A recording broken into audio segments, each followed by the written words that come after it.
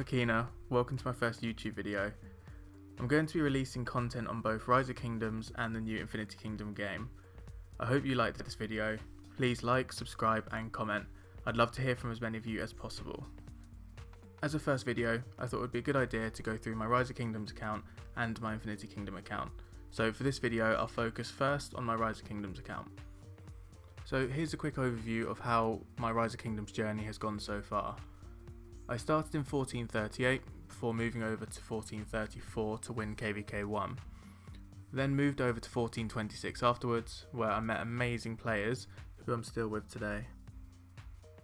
However, we did lose that KVK in 1426 versus two powerhouse kingdoms that were both Imperium, so that was 411k, the winners of Osiris League Season 2, and NBA from 1422, who were also a really strong kingdom back then. I then decided with a few of us from 1426 to join up with an alliance from 1273 known as the Sith Lords, and we moved over to 1660.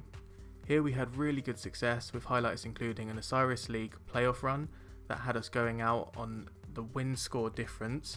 It was so tight, we had the same points from winning, but unfortunately the amount we won by just wasn't enough to take us through. And we also won our KVK 2 and our KVK 3. Unfortunately, we had to leave 1660, and recently we've moved over to 1606. We've just registered for Season of Conquest. Then, just after we registered, the whole drama happened with Barbar, Lilith, and the Rise of Kingdoms community. They announced that Heroic Anthem and Season of Conquest would be put on hold until March. Now, as we registered the day before this all happened, we're not too sure whether we're going to go ahead with our KVK or not, but we'll wait and see. So that was a little background about how my Rise of Kingdoms journey has gone so far. If we go through my profile now, which you can see on the screen, my power is currently 69 million and I have 113 million kills. The ratio of kills is pretty decent, 66 million T4 and 24 million T5 kills. I'm pretty proud of it, not too many T1 kills there. If we go to my highest power, we can see my highest power has been 77 million. I'm not the biggest spender in the game. You'll see from my time playing that I think my power is about average for the amount of time that I've played. And my deads count is 5 million, which is pretty good. I think it could be a bit better, but I'm happy with 5 million for what I've had so far in the game. Moving on to my VIP. So as you can see, I've just recently become VIP 16, and don't even get me started about VIP 17. I don't know if I'll ever make it. I hope I do, but that seems a long way off. My login days is 549 days, so it is a relatively old account. I know there are some accounts that are a lot older than mine, but 549 days is how long I've been playing Rise of Kingdoms. Moving on to my troop count. My troop count, I don't like looking at this, it's not great at the moment. We only came out of KVK I think a few weeks ago. I haven't managed to train since, but before our last KVK I was on just over 4 million troops. Now it's down at 2.8, so a decent amount, but I do have to train to be ready in time to fight in Heroic Anthem. On to achievements.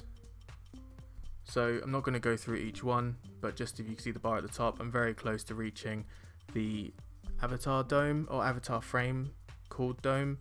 I think all I need to do is to embrace the farming life and farm 1.5 billion more resources before I reach the 10 billion mark and can finally obtain that frame. So if we look here, World's Best Gatherer, yeah, around 1.4 billion more resources, and then I'll be able to get that frame. If we now move on to my commanders, I'm predominantly cav focused and I've got 11 expertise legendary commanders. That includes Yondiok. I don't know if we class her as one of those 11. I know she has expertise, but she doesn't really fight a lot.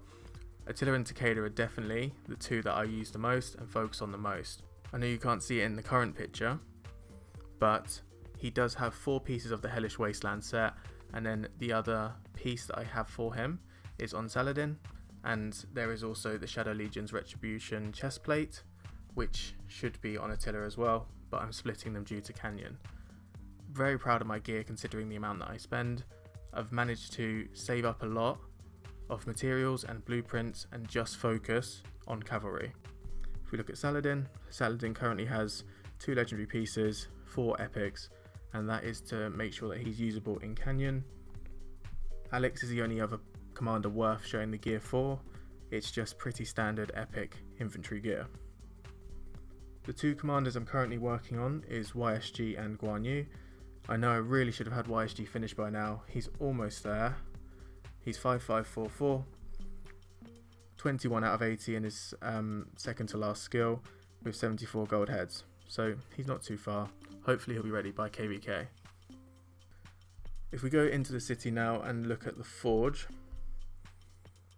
if we check out the chest plate section and then here, so heavy armor of the Hellish Wasteland, I've got the blueprint already, and in terms of how close I am material wise, I need 4 more legendary, I think it's leathers, yeah, leathers, and 3 more legendary stone.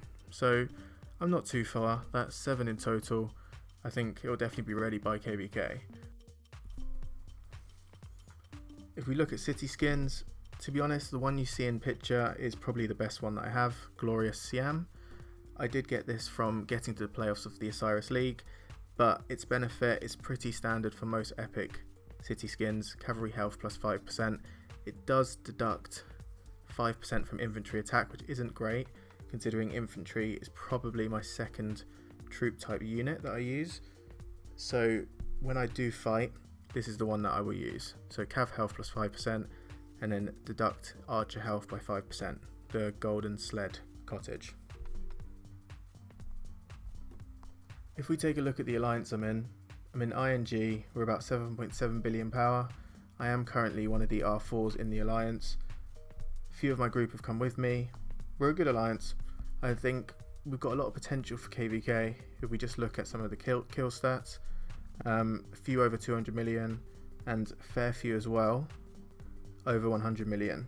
There are some quality players here like Ed, Trev, Stinegg, Electro and Angel. I'm happy where I am. I think we've got a lot of promise for KVK. I'm excited if it goes ahead. So if we take a quick look at the kingdom, there are 2 main alliances in the kingdom, INW and ING. ING, we know, just under 7.7 billion and INW are just under 7.9 billion. So pretty similar with their power. Kill wise, again, not too much in it. Both around 4 billion kills. So considering our power, I mean, 4 billion kills, 7 billion power, I've seen a lot worse. We'll see how it goes during this next KVK. So I think that is pretty much everything that I wanted to cover. That's just confirmation that we are registered for Heroic Anthem. 19 of us, we're assuming we're all going to be put in the same Lost Kingdom. We'll find out in a few days whether we are. It will be quite a lot to be in one Lost Kingdom. I think I'd personally prefer if we were in 2. I think that gives us more of a chance of avoiding the Imperiums as well, which I think we are a long way off from Imperium, so it would benefit us to be away from them. So that's pretty much everything I wanted to cover. I'm hoping to cover ARC, KVK and other events in game. Don't forget to like, comment and subscribe. Thanks for watching, and I'll see you all in the next video.